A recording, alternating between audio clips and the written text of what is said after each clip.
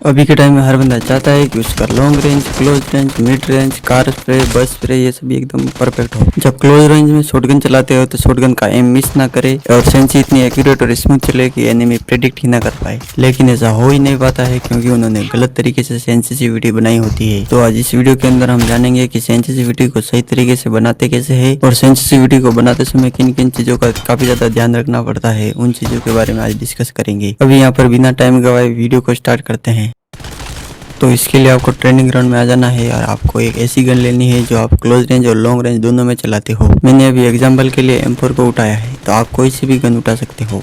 M4 को लेने के बाद आपको ये डमी दिख रहे होंगे, इन डमी के ऊपर आपको फायर करना है। लेकिन अगर आपका एम डमी से आगे चला जाता है तो आपको सेंसिटिविटी में -5 या -10 करना है। इसके बाद आपको सेटिंग पर क्लिक करना है और सेंसिटिविटी वाले सेक्शन में चले जाना है। यहाँ पर आपको ऊपर की साइड में एक एडवांस सेटिंग वाले सेक्शन मिलेगा, उसके ऊपर आपको क्लिक कर देना है। तो यहाँ पर आपके सामने बहुत सारी गन्स की सेंसिटिविटी मिल जाएगी जिसे आप आराम से एडजस्ट कर सकते हो। अगर आपके कोई भी सेंसिटिविटी शो नहीं कर रही है तो राइट साइड में प्लस वाले सेक्शन पर क्लिक करके आप कोई सी भी गन को ऐड कर सकते हो और उसकी सेंसिटिविटी को सेट कर सकते हो। यहाँ मैं AR के सेक्शन में जाने के बाद M4 को सिलेक्ट करता हूँ, जिसके बाद आपको फर्स्ट वाली सेंसिटिविटी दिखेगी जो कि नॉन जायरो प्लेयर्स के लिए होती है। और इसे थोड़ा सा स्क्रॉल करोगे तो आपको कैमरा और ADS सेंसिटिविटी मिलेगी नॉन जायरो प्लेयर वालों के लिए। सबसे नीचे आपको जायरोस्कोप सेंसिटिविटी मिलेगी। तो इसके अंदर ऊपर की इन चारों सेंसिटिविटी को 250 सिलेक्ट कर लेना है। अगर आप चाहे तो 300 भी सिलेक्ट कर सकते हो। इसके बाद आपको फिर से डमी के ऊपर प्रैक्टिस करनी है। अगर आपका एम पीछे रहता है तो आपको +5 या +10 करना है, जिससे आपकी सेंसिटिविटी सेट हो जाएगी। अगर आपकी TPP और FPP चारों सेंसिटिविटी सही हो जाए तो इसके बाद आपको कैमरा सेंसिटिविटी भी इनके हिसाब से सेट कर लेनी है,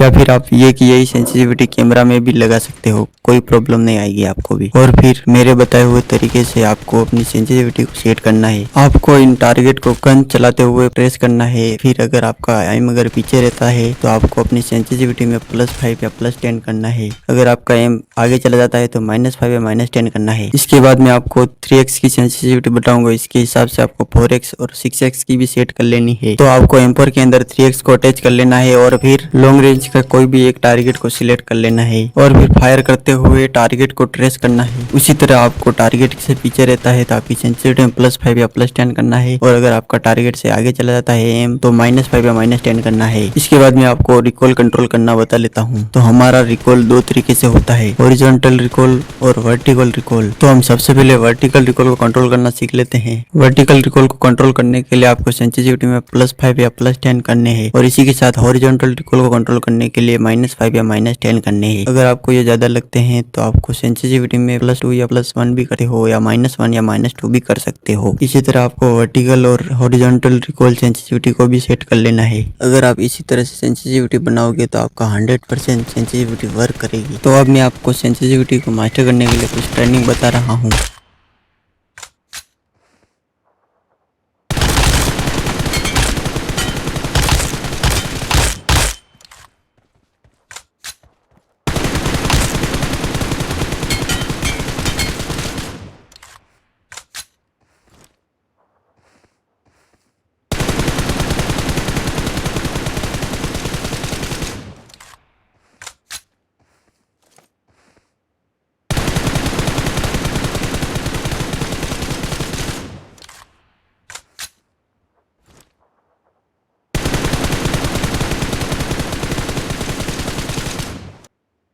लेकिन अगर आपने मेरे चैनल को सब्सक्राइब नहीं किया है तो सब्सक्राइब कर लो, क्योंकि मैं एक बिगिनर कंटेंट क्रिएटर हूं और मेरे वीडियो बनाना काफ़ी मुश्किल है। मैं 2-3 साल से लगातार लो एंड डीएस पर BGMI खेल रहा हूं, तो मुझे इतना तो पता है कि BGMI लो एंड डीएस में कैसे काम करता है और कितना लैग करता है। अगर आपका भी लैग करता है तो ये वीडियो देखो, आपका लैग फिक्स हो जाएगा। और चैनल को सब्सक्राइब करना मत भूलना प्लीज़। मैं मिलता हूँ अगली वीडियो में, तब तक के लिए बाय बाय।